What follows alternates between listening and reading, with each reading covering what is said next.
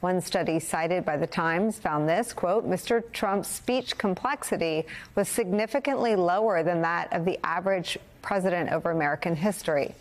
The Times analysis found that, quote, Mr. Trump speaks at a fourth grade level.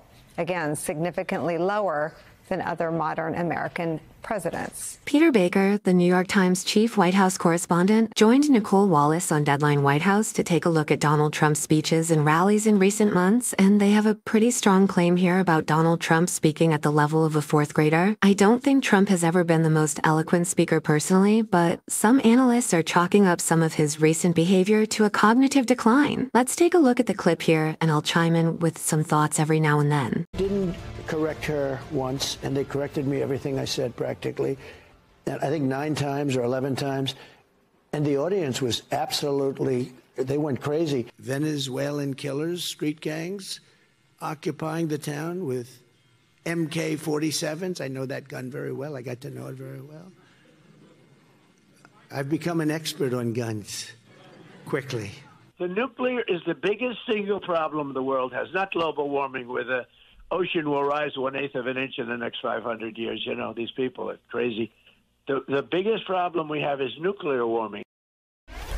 As one-offs, I don't believe slips of the tongue are too much to put credence into, but we're noticing patterns here. As Trump gets to an advanced age, it's extremely probable that he's suffering from a cognitive decline. And that's something they make sure to drive home in the remainder of the clip here. None of those things are a thing, but we'll get there. Hi, everyone. It's now 5 o'clock in New York. 29 days to go, folks, until Election Day in America. Voting is already underway in many places, and alarms are sounding at a deafening level now over the disgraced, twice impeached, 4 times indicted ex-president and his increasingly disconnected from reality, rambling, difficult to track, downright disturbing public statements. Let the record show quickly it is an AK-47, not an MK-47. Nuclear warming isn't a thing. And as the New York Times points out, quote, the debate was held in an empty hall. No one, quote, went crazy, as Trump put it, because no one was there, end quote.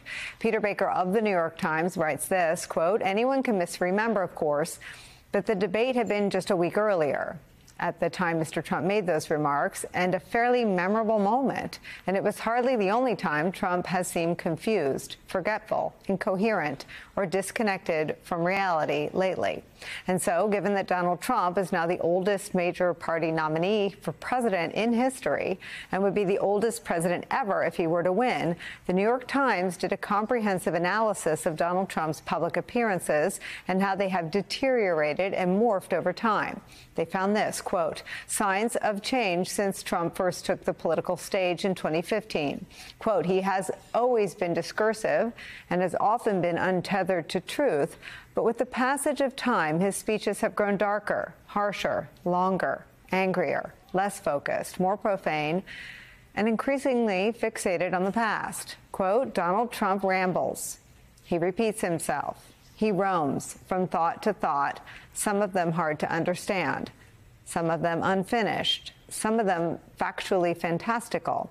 He voices outlandish claims that seem to be made up out of whole cloth. He digresses into bizarre tangents about golf, about sharks, about his own beautiful body, end quote. And you don't have to take our word for it or the analysis from the New York Times. You can listen for yourself. I could have been sunbathing on the beach. You have never seen a body so beautiful. Much better than Sleepy Joe. They were like Rambos, just like putting a million Rambos. Good old Sylvester Stallone is my friend. But it's like putting a million Rambos. Somebody explained that to me. They'll bring in a big actor and you look, you say, oh, he's got no muscle content. He's got no muscle. We need a little muscle. Then they bring in another one, but he's got a weak face. He looks weak. Oh, there's a fly. Oh, I wonder where the fly came from. See, 2 years ago, I wouldn't have had a fly up here. And while none of us will ever unsee that mental image of Donald Trump sunbathing at the beach, this analysis by the New York Times raises an urgent question for voters less than a month out from the election, a question about his, among many, many other concerns, about his cognitive ability and basic competence. One study cited by the Times found this, quote, Mr. Trump's speech complexity was significantly lower than that of the average president over American history. The Times analysis found that, quote, Mr. Trump speaks at a fourth grade level. Again, significantly lower than other modern American presidents. Here, Peter Baker, take us through what you've reported.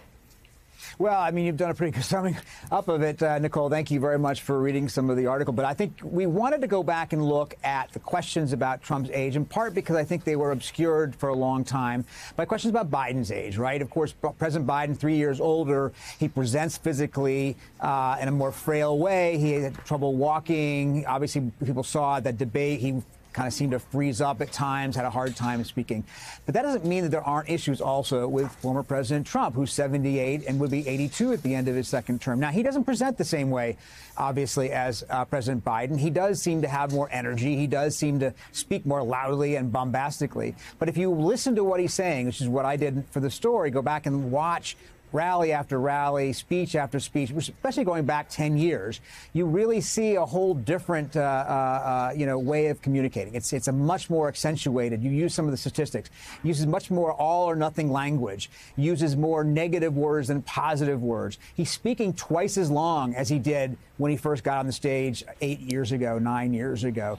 His rallies, he's doing fewer of them, only about 1/4 as many as he did in 2016. And he's using a lot more profanity. One of my favorite statistics from our study was that he uses 69% more curse words today, which some people might recall is a sign perhaps of something called disinhibition. That's what the experts call it, disinhibition, when you lose your inhibitions later in life. So it seemed important to us to take a look and see what consequences we can see, if there are any, of age on, former President Trump.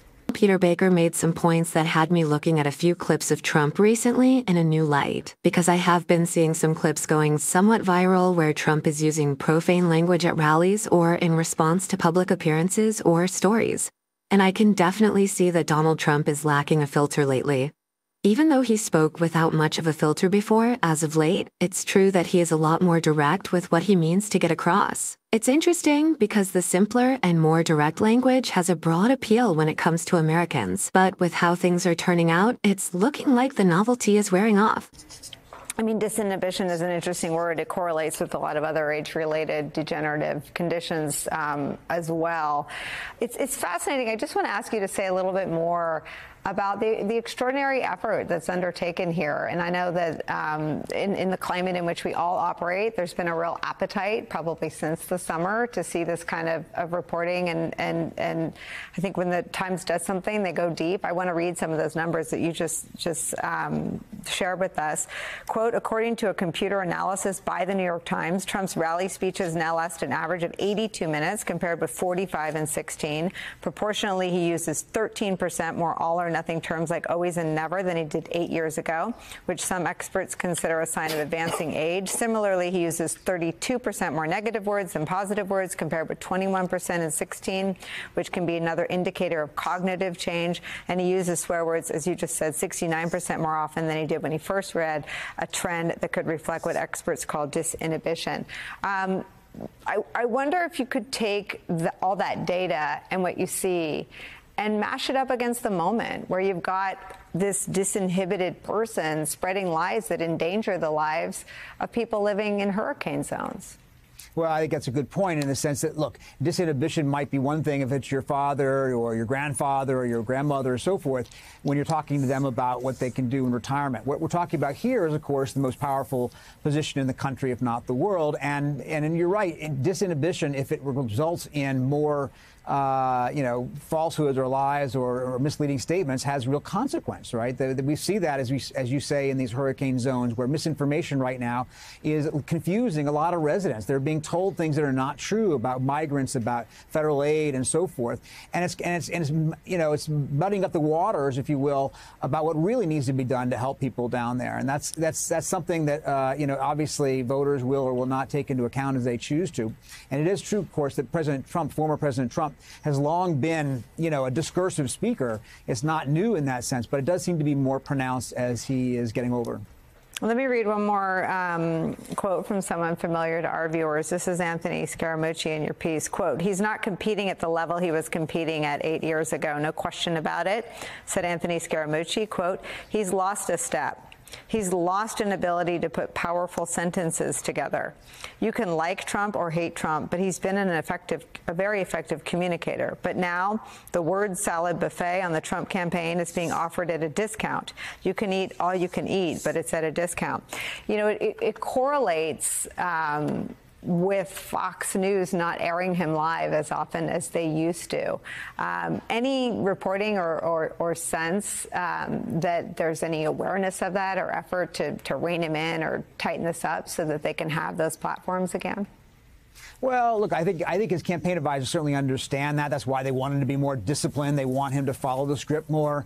You know, that's just not going to happen. That's not the way he rolls. He's made that very clear. But it is interesting. You're right. I don't think a lot of people, a lot of Americans watch the rallies as much as they used to because they're not shown on TV as much. They're not shown at length as much. And I'll stop it here. But what do you think? Have you noticed the change in Donald Trump's behavior recent appearances?